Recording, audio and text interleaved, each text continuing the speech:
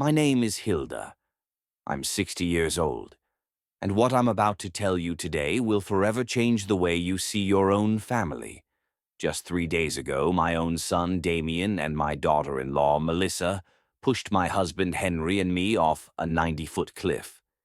As I lay there broken and bleeding, I heard my husband's desperate whisper, "Hilda, don't move. Play dead." But that wasn't the worst of it. The worst was when Henry revealed the most terrible truth a mother could ever hear. A secret our children had kept for 25 years. For 4 decades, Henry and I built what we thought was the perfect family. We woke up every morning in our little suburban home, where the smell of fresh coffee mingled with the sound of birds singing. I worked as a teacher at the local elementary school, and every afternoon I came home with stories of my young students. Henry had his carpentry shop where he created the most beautiful furniture you've ever seen. His hands, rough yet delicate, could transform a simple piece of wood into a work of art. We had 2 sons, Richard, our firstborn, and Damien, 5 years younger. Richard was the soul of the house, always laughing, always helping his father in the shop, always shielding me from any worries. Damien was different, more reserved, but I loved him with the same intensity. As a mother, you never play favorites, or at least that's what I thought. On Sundays after church, the whole family would gather around our oak table, which Henry had carved with his own hands. Richard would tell us his plans to study engineering, while Damien would remain silent, just picking at the food on his plate. Life was simple but beautiful. In the evenings, Henry and I would walk the trail around our small town, talking about our dreams, how we'd watch our grandchildren grow, and how we'd grow old together in that very house. I never imagined those walks were training for the one that almost killed me. On weekends, I'd host family gatherings where my sisters, Harriet and Irene, would come with their husbands and children. The house would fill with laughter, kids running everywhere, women sharing recipes in the kitchen while the men fixed something in the yard. Henry was my perfect partner. After 40 years of marriage, he still brought me wildflowers he'd pick on the way to work. He helped me grade my students' tests, and I would hold pieces of wood for him while he cut them in his workshop.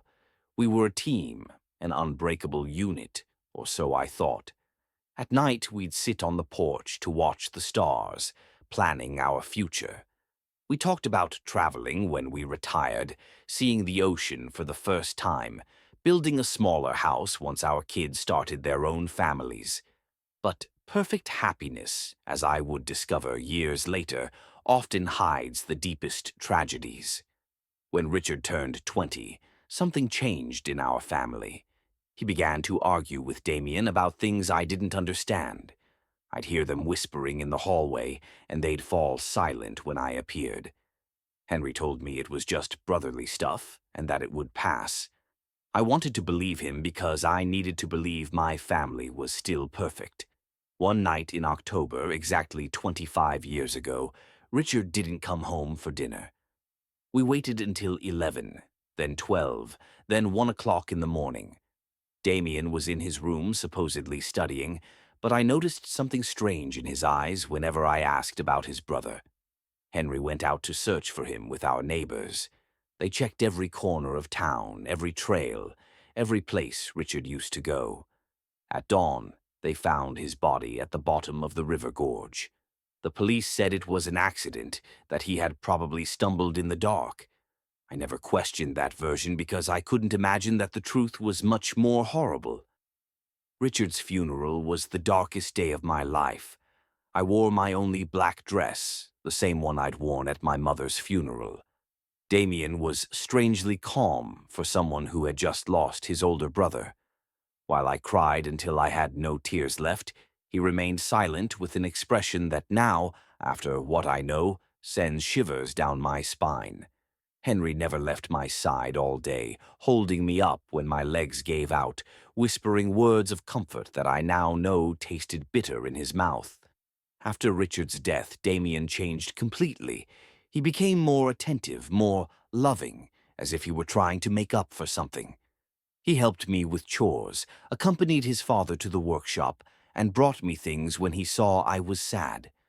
I thought it was his way of dealing with grief, of filling the void Richard had left behind. How naive I was. What he was really doing was building a perfect mask to hide the monster inside. The years passed and the wound never fully healed, but we learned to live with it. Damien married Melissa, a sweet girl from the next town over, and they seemed happy.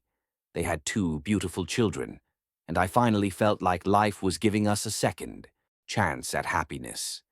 Melissa called me Mom and helped me with the housework when they visited.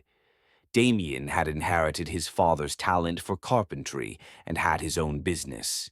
Everything seemed perfect again. But now, lying at the bottom of this gorge with my ribs broken and the metallic taste of blood in my mouth, I understand that all that happiness was a carefully constructed lie. The first signs that something was wrong began 6 months ago when Henry and I decided to update our will. We had saved our entire lives. And between the house, the land I inherited from my parents, and our bank savings, we had nearly $200,000 to leave our children and grandchildren. It was Damien who suggested we visit the lawyer. Mom, Dad, you're both 60 years old now. It's important to have everything in order, he told us with that smile that now seems sinister. Melissa would nod beside him, stroking my hand with those fingers that would later push me to my death. We love you so much, and we want to make sure you're protected, she added in her sweet voice. How foolish I was to interpret those words as genuine love. The lawyer, an older man named Albert, whom we had known for years, explained the options. We could put everything in a trust, divide the inheritance among Damien's children, or simply make a traditional will. Damien insisted on naming him and Melissa as our sole heirs, arguing that they would handle the equitable distribution to the grandchildren. Besides, he said, you're going to need us when you're older. It's better for us to have access to the resources to take care of you properly. Something in his tone made me uncomfortable, but Henry seemed convinced. My husband, who had always been more trusting than me, accepted the proposal without much resistance. I had my doubts, especially since I remembered how Richard had always talked about helping us financially when we got older. My oldest son had plans, dreams of taking care of us when the time came, but Richard was gone, and Damon was our only surviving child. We signed the papers on a Tuesday afternoon. I remember Melissa was wearing a pretty green dress and gave me a big hug after the ceremony. Now we're officially a united family forever, she whispered in my ear. Her words gave me a chill then, though I didn't understand why. Damien shook his father's hand with a smile that didn't reach his eyes. That night, as I made dinner, I couldn't shake the feeling that I had made a terrible mistake. The following weeks were strange. Damien and Melissa started visiting us more often, but their visits had a different feel. They no longer came just to spend time with family. They always had suggestions about how we should improve the house, what investments we should make, or what life insurance policies we should get. Mom, you should think about selling this big house and moving somewhere smaller, Melissa said while examining our furniture with calculating eyes. We could help you find a comfortable apartment in town. But I loved our house. Every corner held a memory. Every room told a story of our 40 years of marriage. The kitchen where I had prepared thousands of meals for my family. The workshop where Henry created his masterpieces. The yard where our children and grandchildren had played. I couldn't imagine my life anywhere else. When I told them this, I saw a flicker of irritation in Damien's eyes that chilled me to the bone. Mom, you're being irrational, he said in a tone he had never used with me before. This house is too big for 2 people your age. If you fall down the stairs or something happens, we won't be able to help you in time. Melissa nodded vigorously, adding, Besides, the upkeep must cost a fortune. It would be much smarter to sell now while the housing market is high and move to something more appropriate for your age. Henry began to consider their arguments. My husband, who had always been practical, started talking about the logic behind their suggestions, but I couldn't shake the feeling that there was something more behind all this pressure. One night, after another of these tense conversations, I asked Henry if he didn't think it was strange that Damien was suddenly so interested in our financial affairs. "Hilda, he just cares about us," he replied while brushing his teeth. "Maybe we should consider his suggestions. We're not as young as we used to be." But I saw something in my husband's eyes, a shadow of doubt he didn't want to acknowledge. Now I know that Henry already had his suspicions, that he had started to connect the dots that I didn't even know existed. Things escalated when Dahman suggested we give him power of attorney over our finances. "It's just for precaution," he explained while Melissa prepared tea in our kitchen as if she owned the place. "If one of you gets sick or has a health issue, we can manage your affairs without legal complications." The way he said it so naturally, so logically, it almost convinced me. But there was something about his insistence that made me nervous. I couldn't sleep that night. I stayed awake staring at the ceiling, listening to Henry's breathing beside me, trying to understand why I felt so uneasy. The next day, I decided to call my sister Harriet for advice. Harriet had always been sharper than me, more suspicious of people's intentions. When I told her about Damien's pressure, she was silent for a long moment. "Hilda," she finally said, "doesn't it seem strange to you that Damien is so anxious to control your money? I mean, he has his own business. He's doing well financially. Why would he need so much control over your finances?" Her words hit me like a slap. She was right. Damien had never seemed to have financial problems, had never borrowed money, had never shown any signs of needing our financial help. That afternoon, when Damien came for another of his talks about our future, I decided to confront him directly. "Son," I said as we sat in the living room, "why is it so important for you to have control over our financial affairs? Your father and I are still in our right minds." His reaction was immediate and telling. His face hardened, and for a moment I saw something in his eyes that reminded me of someone else, something cold, calculating, and dangerous.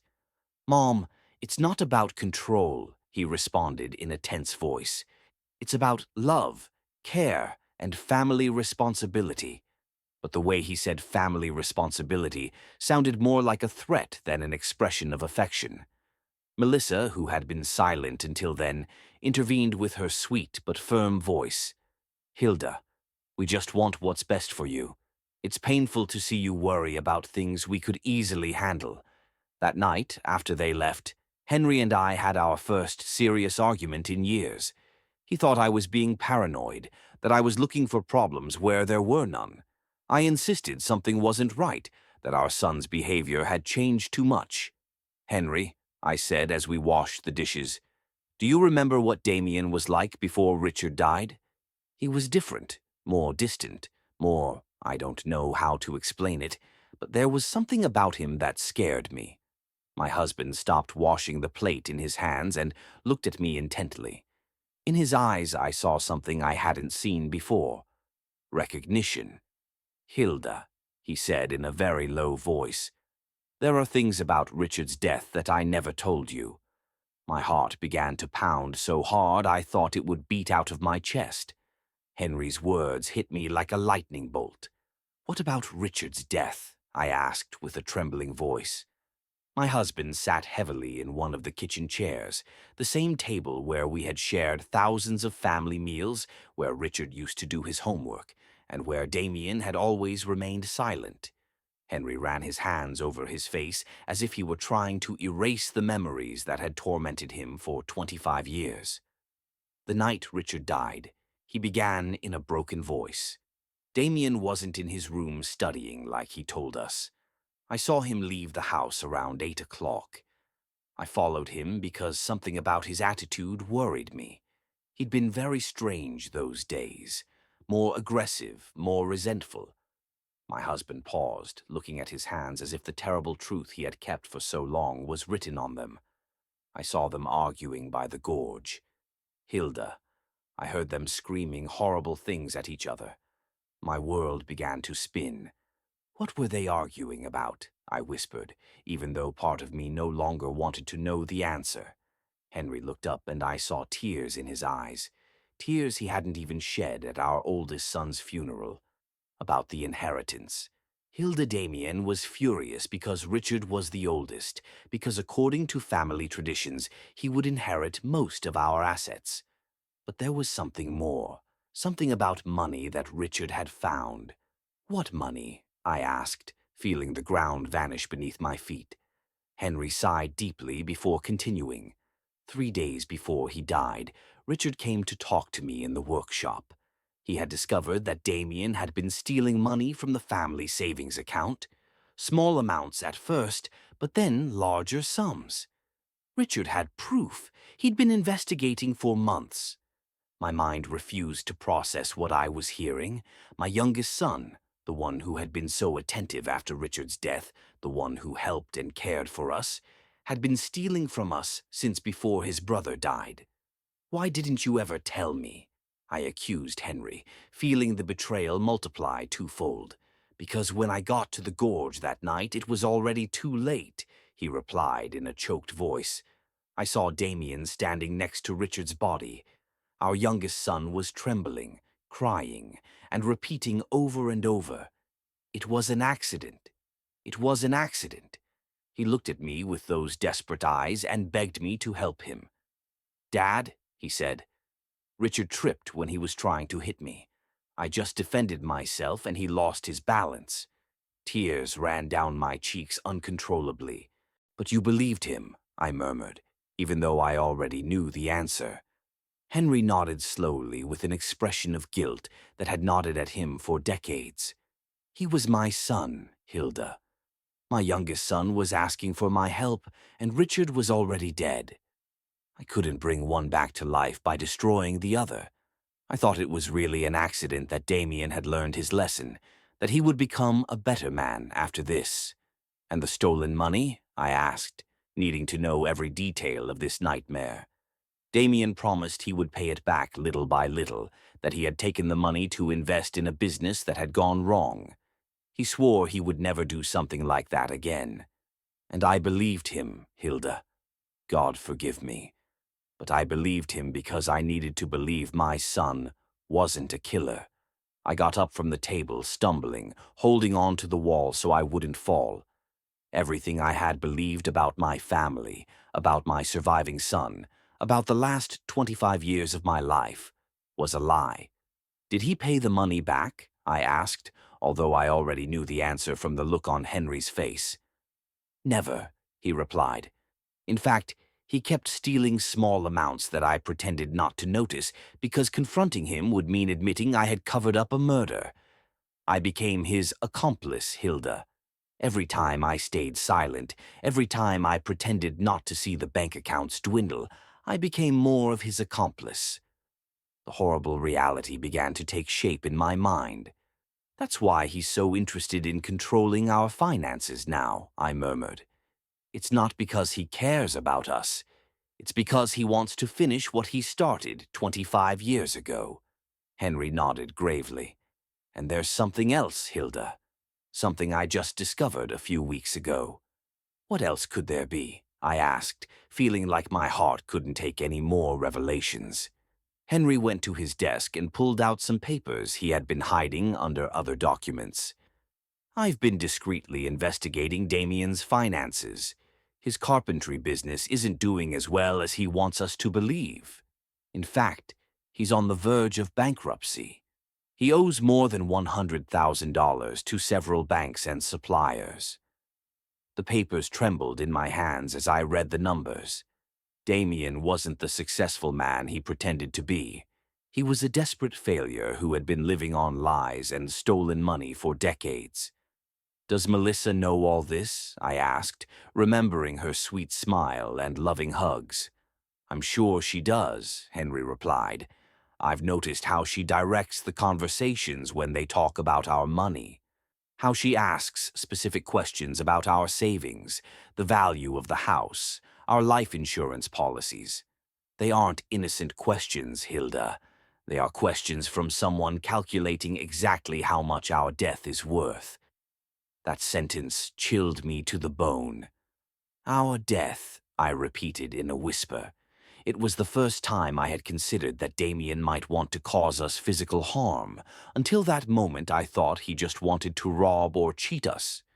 But if he had killed his own brother for money, what would stop him from killing his parents for the same reason? Henry, I said, grabbing his hands, we have to go to the police.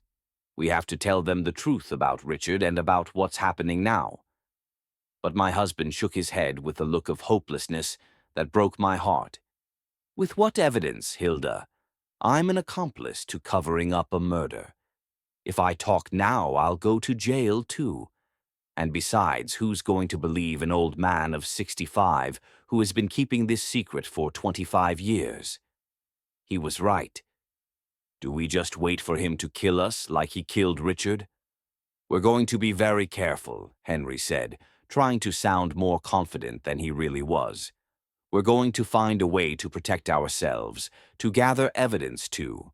But his words were interrupted by the sound of the phone. It was Damien. Hi, Mom, he said with that sweet voice that now sounded sinister to me. Melissa and I were thinking, and we believe it would be beautiful to celebrate your 40th wedding anniversary with something special. How about we take you to those mountains you've always talked about next weekend? We could go on a family hike, take pictures, and have a perfect day together. My blood turned to ice. I looked at Henry, who had heard the conversation and had the same look of terror on his face. That's a very sweet idea, son, I managed to reply in a trembling voice. But let us think about it, and we'll get back to you tomorrow. After hanging up, Henry and I looked at each other in silence, knowing we had just received an invitation to our own execution. The mountains, I murmured. He's going to take us to the mountains to kill us and make it look like an accident. Henry nodded gravely, just like he did with Richard at the gorge. That night, we didn't sleep a minute, holding each other in our bed, planning how we could save ourselves from our own son. The next few days were a nightmare of terror and pretense. Henry and I had to act as if nothing had happened when Damien and Melissa came to visit, smiling when they talked about the mountain trip, nodding when they excitedly told us they were going to spend time with family. But inside, every fiber of my being screamed with fear. I knew I was looking into the eyes of my oldest son's murderers, and that now they were planning to do the same to me and my husband. Melissa arrived on Wednesday afternoon with a shopping bag and that radiant smile that now seemed like the grimace of a demon. "Hilda, dear," she said, hugging me with those arms that would soon push me to my death. "I bought some supplies for our mountain adventure. Cookies, water, fruit, everything we'll need for the picnic." She showed me the contents of the bag as if she were an excited child, but I could only think about how each of those items could be used to cover up our murder. "I also brought my new camera," she added, pulling out an expensive digital camera. "I want to capture every moment of this special day. They're going to be photos we'll treasure forever." The irony of her words made me sick. The only photo she would take would be of our broken bodies at the bottom of some cliff if anyone ever found us. Damien appeared behind her, carrying a new-looking hiking backpack. "Dad," he said to Henry with feigned enthusiasm, "I bought all the necessary equipment for a safe hike. Ropes, harnesses, lanterns, a first aid kit." Every word that came out of his mouth sounded like a cruel mockery. Safety equipment to plan our murders. The perversity of the situation made me dizzy. "Isn't it a bit dangerous for people our age?" I asked, trying to sound casual while looking for any excuse to cancel the trip. Melissa stroked my cheek with that false tenderness that churned my stomach. "That's why we chose a very easy and safe trail," she assured me. "It's a hike even kids can do. Plus, Damien and I will be there to take care of you the whole time." Yes, they would be there to take care of us until the exact moment they decided to push us off a cliff. That night, when they finally left, Henry and I sat in our living room, trembling, not just from the cold, but from the absolute terror we had been holding back for hours. "We can't go," I said, grabbing his hands. "We just can't." "Well, make up some excuse." "If we don't go," Henry replied in a grave voice, "they'll find another way to kill us. Maybe something that looks even more accidental, like a house fire or a robbery gone wrong, at least in the mountains. We know what they're going to try to do." His words had a terrible logic, but they didn't comfort me at all. "So, what do you suggest?" I asked, desperate to find some solution that would save our lives. Henry was thoughtful for a few minutes before answering. "We're going to go, but we're going to be prepared. I'm going to hide my cell phone and set it to record everything that happens. If we manage to survive, we'll have evidence. And if we don't," his voice broke, "at least someone will know the truth." On Friday night, we could barely touch our dinner. We knew it might be our last meal together in our house in that kitchen where we had shared so many happy moments when we were a real family. Henry reviewed his will one more time, making sure that if something happened to us, at least Damien wouldn't get everything without there being some record of our suspicions. "I wrote a letter," he confessed, pulling a sealed envelope from his desk. "It's addressed to your sister Harriet. In it, I explain everything we know about Richard's death and what we believe Damen plans to do to us. I hid it in the place where we keep our important documents. If we don't return from this trip, at least she'll know where to look for the truth." That night, we went to bed holding each other, whispering words of love that could be our last. "If something happens to me," Henry said, "I want you to know that these 40 years with you have been the best of my life. Despite everything, despite the mistakes and the secrets, I love you more than my own life." I cried in silence, memorizing the rhythm of his breathing, the warmth of his body, the smell of his skin. Saturday dawned with a clear sky that seemed to mock our situation. Damien arrived early, whistling a cheerful tune that chilled my blood. "Morning, love birds," he called from the front door. "Ready for your big adventure?" Melissa appeared behind him, radiant as a bride on her wedding day. Except, this was a wedding with death. During breakfast, which we could barely eat, Damien explained the route we would take in detail. "It's a beautiful trail," he said, spreading a map on the table. "It leads to a lookout where you can see the whole valley. They say the views are spectacular." His eyes shone with an enthusiasm that seemed demonic. Of course the views would be spectacular. They would be the last we would see in our lives. "The trail has some steep parts," Melissa added, as if giving us useful tourist information, "but nothing that experienced hikers like you can't handle." Her comment about our supposed hiking abilities sounded like a cruel joke. We were two 60-year-olds who barely walked through the park once in a while. As we loaded the car, I saw Damien meticulously checking his backpack, making sure he had everything he needed for his plan. I saw ropes, a small shovel, and something that looked like a flare gun. "What's that for?" I asked, pointing to the gun. "For safety," he replied without missing a beat. "If we get lost or something goes wrong, we can send a distress signal." Of course, they would send a distress signal after pushing us off a cliff so our bodies could be found, and it would be confirmed that it was a tragic accident during a family hike. Everything was calculated. Every detail had been planned to make our murders look perfectly natural. The car ride to the mountains lasted 2 hours that felt like an eternity. Melissa put on cheerful music, and she sang along with the songs as if we were really going on a fun family outing. Damien drove carefully, obeying all the speed limits, stopping at every stop sign. He didn't want to risk an accident that would ruin his perfect plans. During the trip, Henry discreetly took my hand and activated the recording on his phone. Everything that happened from that moment on would be recorded. If we managed to survive, we would have proof. If not, at least the truth wouldn't die with us. When we finally arrived at the trailhead, my heart was pounding so hard. I thought it would beat out of my chest. The place was beautiful with tall trees and the sound of a nearby river. But for me, it had become the setting for my own execution. Damien and Melissa took their backpacks out of the car, smiling and joking as if it were the happiest day of their lives. "Ready for the adventure?" Damien asked. And for the first time in 25 years, I saw the same cold glint in his eyes that he'd had the night he killed his brother. The trail started out relatively easy, winding between lush trees and moss-covered rocks. Melissa walked ahead of us, constantly taking pictures and commenting on the beauty of the landscape. "Look at those wild flowers," she exclaimed, pointing toward bushes full of yellow blossoms and that beautiful bird.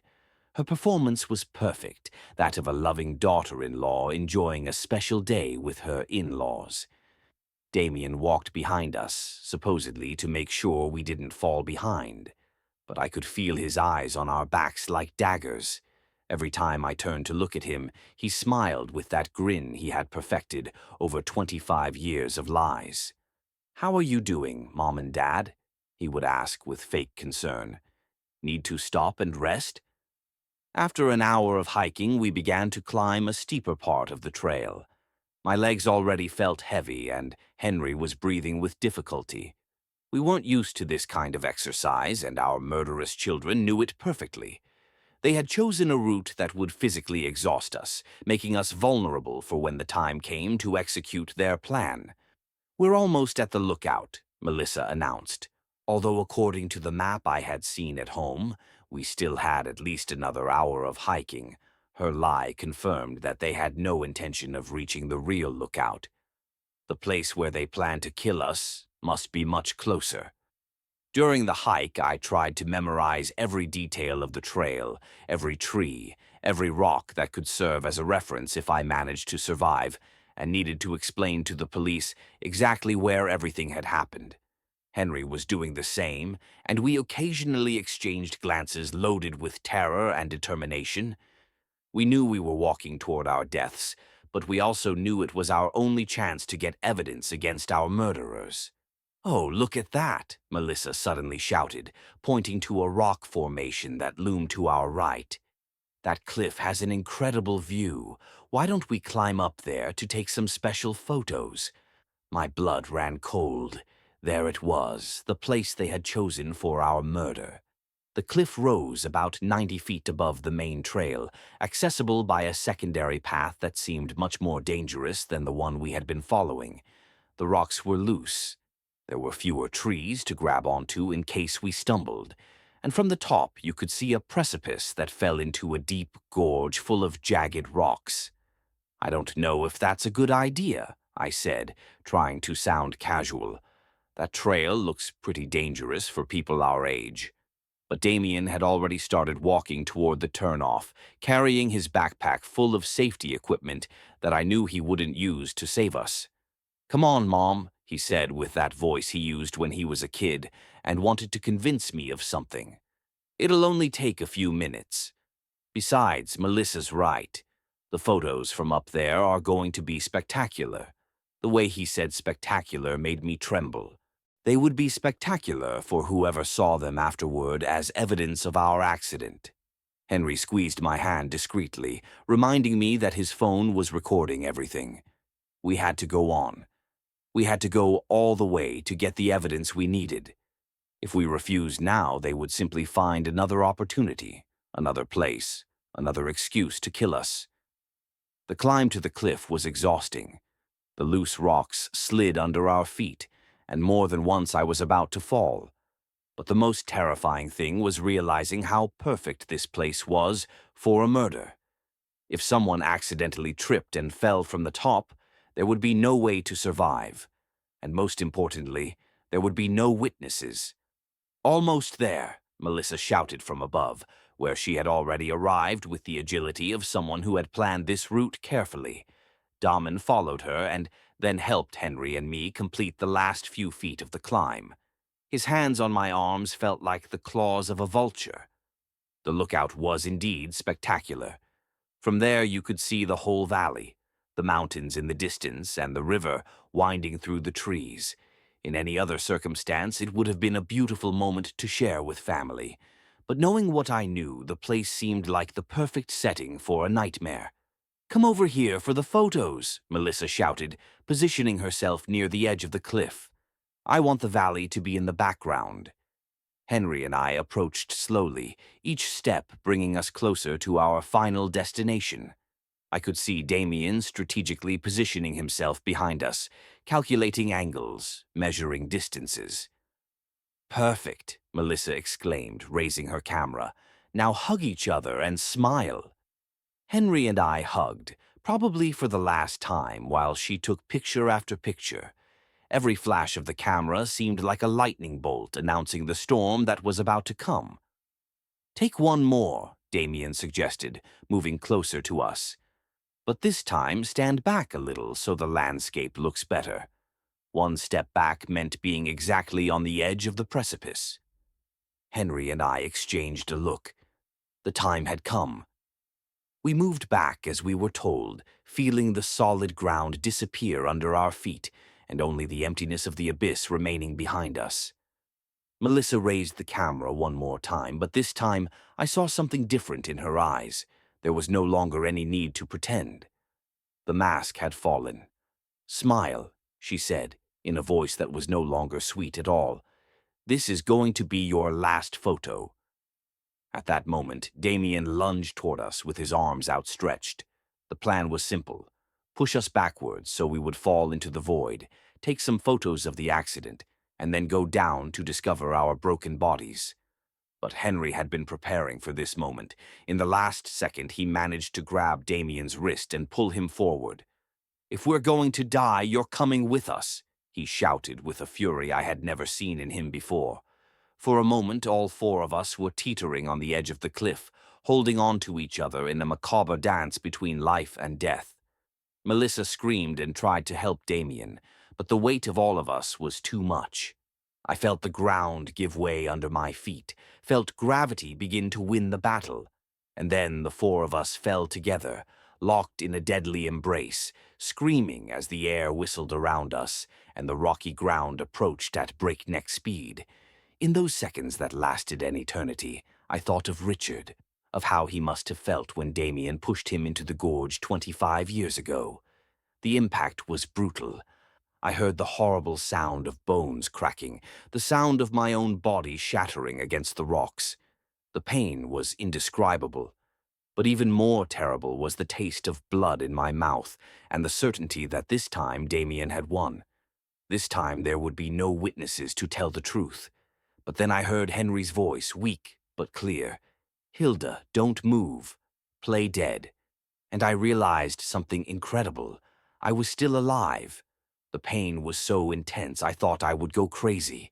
Every fiber of my body screamed in agony.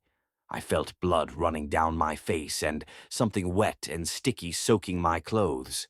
But Henry's voice echoed in my ears like a divine command. "Play dead." With a willpower I didn't know I possessed, I remained completely still, controlling even my breathing so it would be imperceptible. A few feet away, I could hear the moans of pain from Damien and Melissa.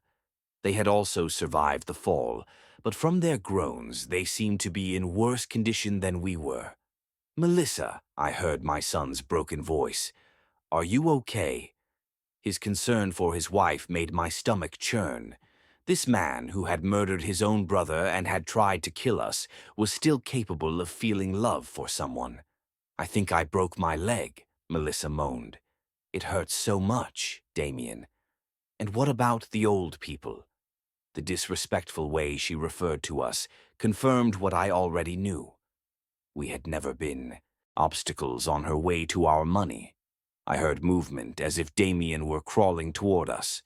My heart was beating so fast I was afraid he would hear it. "They're dead," he announced after a few minutes that felt like hours. "Both of them have their eyes open, but they're not breathing." His lie filled me with a strange hope. If he believed we were dead, maybe we would have a chance. "Perfect," Melissa whispered with a satisfaction that chilled my blood. "It worked just like we planned." Well, except for the part where we fell, too. I heard her bitter laugh. At least we won't have to pretend we love them anymore. For the next few minutes, that felt like an eternity. Damien and Melissa discussed their situation. Both were injured, but they could move. The plan now was to crawl until they found a place from which they could call for help and then tell the story of how they had miraculously survived a tragic accident that had killed their poor grandparents. "Remember the story," Damon said to Melissa. "We were taking pictures when a rock came loose under Dad's feet. He tripped and trying to grab on, he pulled Mom with him. We tried to help, but we fell too. It's important that our stories match." "I know," Melissa replied. "We've practiced this 100 times. We're the traumatized survivors of a family tragedy. Poor us. We lost our dear in-laws in a horrible accident." Her performance was so convincing that if I hadn't lived the truth, I would have believed every word. Gradually, their voices faded as they crawled toward what they hoped would be their salvation. When silence finally fell, Henry whispered my name so low I could barely hear it. "Hilda, are you okay?" I answered in the same whisper, confirming that I was alive but terribly injured. "My left leg is broken," he told me in a voice choked with pain. "And I think I have a few fractured ribs. What about you?" I did a mental inventory of my body. I felt a stabbing pain in my right arm. My head throbbed as if someone were hitting it with a hammer, and there was definitely something wrong with my shoulder, but I was alive, and that was more than I had hoped for. "We're bad, but we're alive," I whispered. "It works, but there's no signal down here." That was the most terrifying part of our situation. We were alive, but trapped at the bottom of a gorge, injured, and with no way to communicate with the outside world. If no one came to look for us, we would die here slowly from thirst, hunger, or our wounds. "Henry," I whispered, "before it's too late, I need you to tell me everything. Everything that really happened the night Richard died." My husband sighed deeply, as if he had been waiting for this moment for 25 years. "That night," he began in a trembling voice, "Richard came to find me in the workshop. He was furious. He had papers in his hands, bank statements. He showed me evidence that Damien had been stealing money from our accounts for months. Small amounts at first, then larger sums. Richard had been investigating because he had noticed discrepancies in our savings. The physical pain mingled with the emotional pain as I listened to the truth that had been hidden for decades. Richard wanted to confront Damien that same night," Henry continued. "I tried to calm him down to convince him to wait until the next day, but he was determined. He said he couldn't sleep knowing his younger brother was stealing from us." "And you followed him?" I asked, even though I already knew the answer. "I followed him because I was afraid of what might happen. I knew Richard's temper when he got angry, and I also knew, well, I had noticed something strange about Damien lately, a coldness that sent shivers down my spine. When I got to the gorge," Henry continued, "I found them screaming at each other. Richard had the papers in his hand, waving them in Damon's face. 'You're a thief,' he was yelling. 'You're stealing from our own parents.' Damon denied everything. He said Richard was crazy, that he was making things up. My heart raced as I imagined the scene, my two sons facing off in the dark, one accusing the other of betrayal. What happened next?" Henry paused for a long time before continuing. "Richard told him that if he didn't return the money and confess everything to us, he would tell us the truth himself." Damon went berserk. He yelled that Richard had always been the favorite, that he had always had everything easy, that it was time for things to change. And then Henry's voice broke. "Damien pushed Richard. It wasn't an accident. He pushed him with all his strength deliberately. I saw Richard trying to keep his balance, saw his arms flailing desperately, looking for something to grab onto. But it was too late. Tears streamed down my cheeks, mixing with the blood from my wounds. Why did you never tell me the truth?" Henry sighed deeply. because when I got to where Damien was, he was crying, trembling, telling me over and over that it had been an accident, that he hadn't meant to do it. He begged me not to tell you anything, that he couldn't lose you too. But you knew it was a lie, I murmured from the bottom of my heart. Yes, but he was my son, Hilda, my only surviving son. How could I turn him over to the police? How could I destroy what was left of our family? His justification hurt as much as my physical injuries. And the stolen money, I continued. Damien promised me he would return it little by little. He swore it had been a bad decision, that he had been desperate, that it would never happen again. But he never returned a single penny. In fact, he kept stealing, and I kept quiet because every day that passed made me more of an accomplice to his crime. Just then, we heard voices in the distance. Damien and Melissa had managed to find help. Soon, rescue teams would be here, and our murderous children would play the role of their lives, the traumatized survivors of a family tragedy. The voices got closer and closer, accompanied by the sound of helicopters flying over the area. The rescue team had arrived, and with them came the most crucial moment of our lives. Henry and I had to make a decision in a matter of minutes. Should we continue to pretend to be dead until we found the perfect opportunity to reveal the truth, or risk being rescued along with our murderers? Hilda, Henry whispered urgently. The phone recorded everything that happened up there. We have Melissa's confession about the plan. We have Damien admitting that we are obstacles. We have everything. But if they find us alive now, they can destroy the evidence before we manage to hand it over to the authorities. He was right. If Damien and Melissa realized that we had survived and heard their confessions, they would find a way to silence us forever. This time, it wouldn't be an accident. It would be something much more direct and definitive. We had to wait for the perfect moment. "They're down here," Damien's voice shouted from above. "My parents, please hurry." His performance was perfect, his voice broken with pain and despair. If I hadn't known the truth, I would have believed he was a son devastated by the loss of his parents. "Sir, stay calm," an authoritative voice replied, which must have belonged to the head of the rescue team. "We're going to come down to evaluate you. You and your wife can move."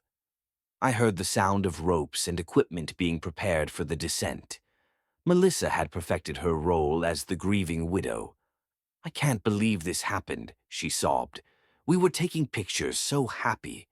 It all happened so fast. A rock came loose and they fell. Every word was a stab in my heart because I knew she would repeat those same words to the police, to the media, to anyone who wanted to hear her version of events." The rescuers began to descend. I could hear their voices getting closer, the sound of their boots against the rock, the clinking of their equipment. Henry discreetly squeezed my hand, reminding me that we had to keep up the act no matter what happened. "They're here," one of the rescuers shouted upon finding us. "We have 2 people at the bottom of the gorge." He approached us and began to examine us. I kept my eyes closed and my breathing so shallow it was almost imperceptible. I felt his hands looking for a pulse on my neck, his ear close to my mouth trying to detect breathing. "This one still has a faint pulse," he announced, referring to Henry. "The woman? I'm not sure. I need the medical team down here immediately." My heart raced. The plan was working. They would believe that Henry was on the verge of death, but still alive, while I would be close enough to death to not be an immediate threat. For the next few minutes, which felt like hours, the paramedics worked on us. I felt them put an oxygen mask on me, check my wounds, and secure me to a stretcher. The whole time, I had to fight against every instinct in my body that screamed at me to open my eyes, to ask for help, to stop pretending. The man is stable, but critical. I heard one of the paramedics report over the radio. "The woman is in very serious condition. Pulse is almost imperceptible. We need to transport them to the hospital immediately." Perfect. They would take us to the hospital where we would have the opportunity to talk to the authorities without Damien and Melissa being able to silence us. During the ascent on the stretchers, I could hear Melissa's fainted sobs and the words of comfort that the rescuers offered her and Damien. "You were so brave to survive this," someone said to her. "It's a miracle that you're relatively okay." If only they knew that the real miracle was that Henry and I were alive to tell the truth. In the medical helicopter, as we flew toward the hospital, I could feel Henry's presence on the stretcher next to mine. The paramedics were focused on keeping him stable, and from their conversations I understood that he was in critical condition. His injuries were more serious than mine, but I need you to keep pretending until we can protect you. Do you understand? I moved my finger once. The next few minutes were agonizing. Inns left the room and I was left alone, waiting and praying that she would believe my story and take the right actions. Finally, I heard footsteps approaching. It was Inns, accompanied by an older man who must have been the chief doctor, and surprisingly, 2 police officers. "Ma'am," the doctor said in a low voice, "Nurse Inns told me about your situation. If you can hear me, we need you to know that you are safe now. The officers are here to protect you." A wave of relief so intense almost broke my act. "Can you open your eyes?" one of the officers asked. Slowly, very slowly, I opened my eyes. The hospital light blinded me for a moment, but I gradually managed to focus on the worried faces surrounding me. "Thank God," Inns murmured. "I thought I was going crazy." "Ma'am," said the police officer, a middle-aged man with a serious expression, "I'm Detective Johnson. We understand you may be in a very dangerous situation. Can you tell us what really happened on that mountain?" My voice came out as a raspy whisper after hours of pretending to be unconscious. My son and his wife pushed us. The next few hours were a whirlwind of statements, recordings, and revelations. I told Detective Johnson everything I knew.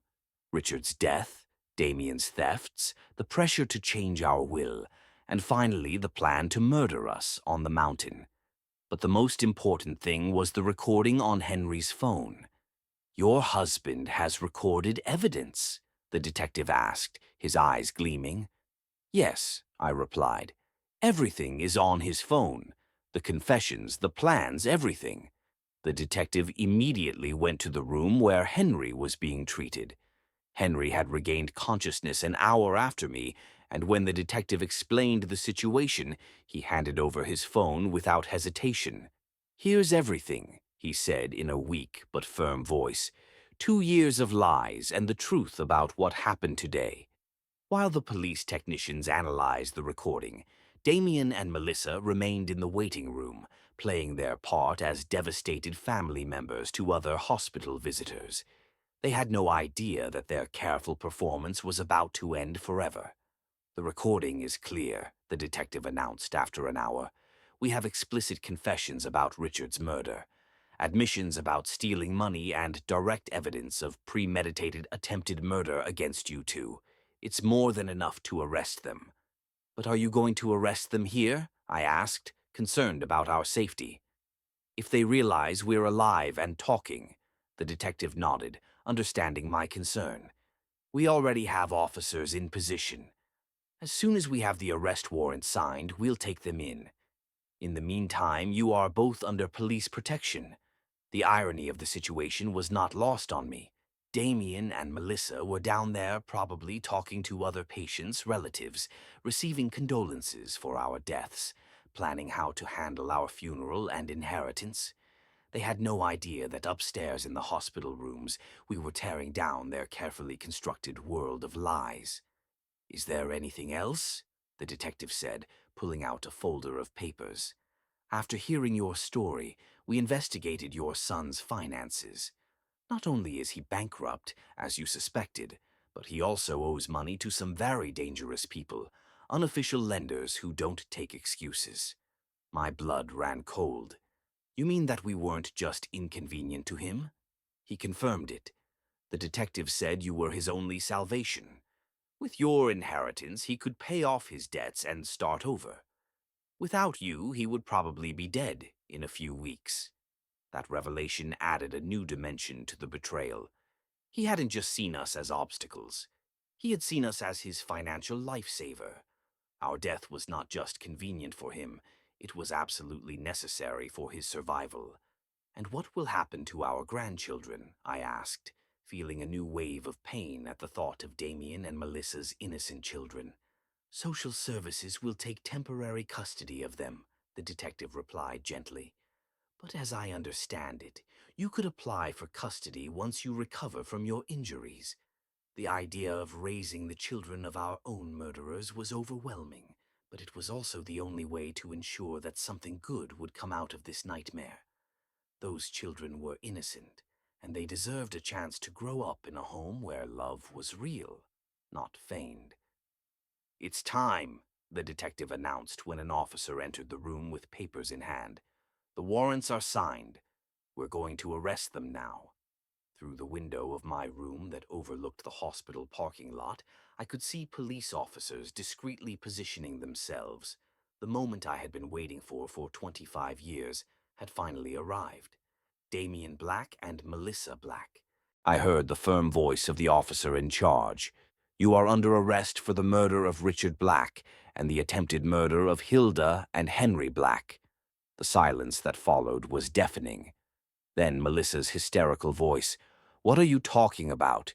We're the victims here. Our in-laws died in an accident." "Ma'am," the officer replied calmly, "your in-laws are alive and they have provided complete evidence of your crimes." There was a moment of absolute silence followed by a scream of desperation from Damien. "That's impossible. We saw them die. They were dead." His involuntary confession was captured by the police recorders, adding another piece of evidence to their case. Through the radio, I heard Melissa begin to blame Damien. It was all his idea. I didn't want to do any of this. He forced me. And Damien, in desperation, screamed, "You were the one who suggested the cliff. You planned all of this." In a matter of minutes, the alliance that had lasted for years fell apart as each one tried to save their own skin. Detective Johnson returned to my room an hour later with an expression of satisfaction, mixed with sadness. "They're arrested and on their way to the station," he informed me. "They're both trying to blame each other, which only strengthens our case. But there's something else I need to tell you." "What else?" I asked, though I wasn't sure my heart could handle any more revelations. "During the arrest, we found this in your son's backpack," he said, showing me a small digital recorder. "Apparently, he had been recording his conversations with you and your husband for the past few weeks, probably looking for evidence that you suspected something." My blood ran cold. "What does that mean?" The detective sighed. "It means he knew you were starting to discover the truth. The trip to the mountain wasn't a spontaneous decision. It was a direct response to your suspicions." In one of the recordings, you can clearly hear Melissa telling him, "We have to act fast before they go to the police." The depth of the planning and the coldness of the calculation took my breath away. They hadn't just planned to kill us. They had been monitoring our conversations, evaluating the level of danger we posed to them. We were mice in a maze, and they had been the scientists observing our every move. "There's something else," the detective continued, "that we found in the investigation of his finances. Your son not only owed money to dangerous lenders, but he had also forged your signature on several documents trying to access your bank accounts. If you had died on that mountain, he would have had immediate access to all your resources.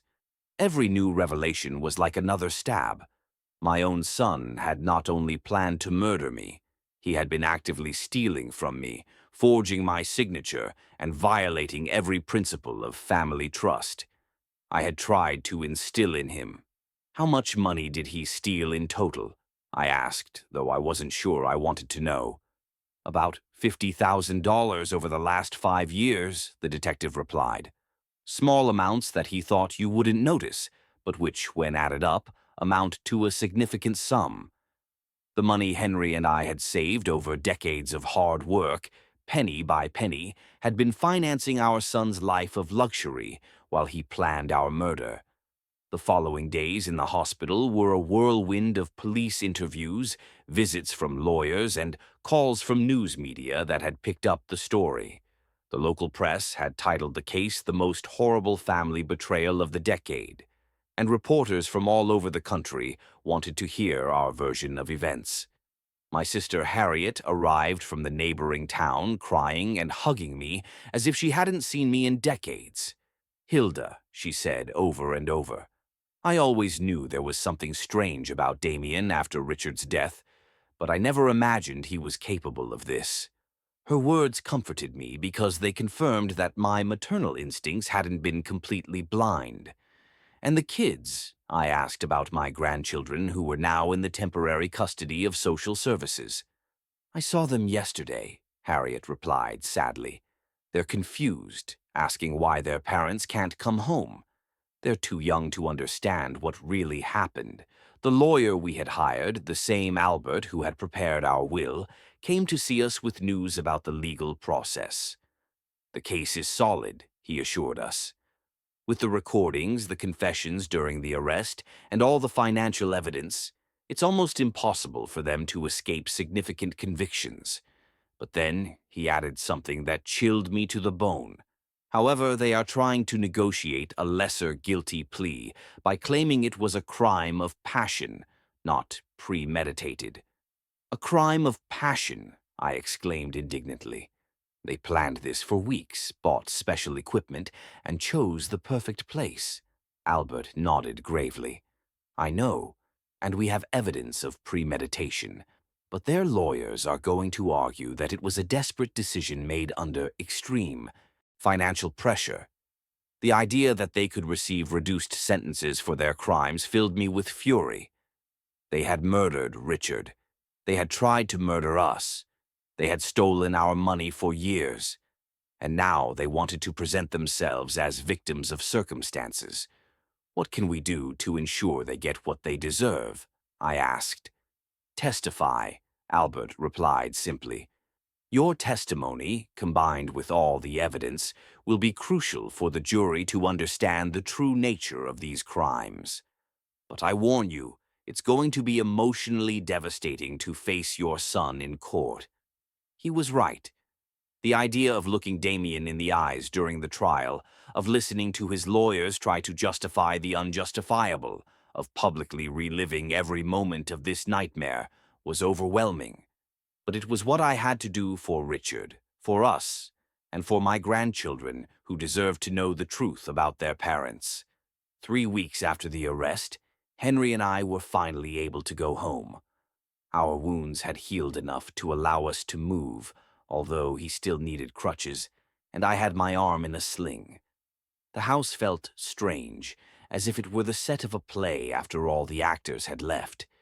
Everything was exactly as we had left it on the day of our family outing. The breakfast dishes were still in the sink. The bed was unmade. The flowers Damien had brought me that week were still on the kitchen table, now withered and dead. It was as if time had stopped at the moment our normal lives ended forever. "Do you think we'll ever be happy again?" I asked Henry that first night, back as we lay in our familiar bed. He hugged me with his uninjured arm and sighed deeply. "I don't know, Hilda," he said, "but we're alive. We have the truth on our side, and for the first time in 25 years, we don't have to live with secrets." The trial began 6 months later. On the day I had to testify, I looked Damien directly in the eyes for the first time since the arrest. I saw no remorse, no pain. I didn't see the son I had raised. I saw a cold and calculating stranger who had disguised himself as my son for decades. When I finished my testimony, after recounting every horrible detail of our experience, I addressed him directly from the witness stand. "Damien, I don't know who you are, but you are no longer my son. My son died the night you killed Richard, and what has been living in his place for 25 years is a monster that I unwittingly helped raise. The jury deliberated for 3 days before finding Damien guilty of first-degree murder for Richard's death and first-degree attempted murder for what he did to us. Melissa received the same conviction as an accomplice. Both were sentenced to life in prison without the possibility of parole. Now, 1 year later, Henry and I have begun the process of formally adopting our grandchildren. They are beautiful and innocent children who deserve a chance to grow up knowing what true love is, not the manipulative and toxic love they received from their biological parents. Every night when I tuck them in, I tell them about their Uncle Richard, the brother they never knew. I tell them about his kindness, his honesty, his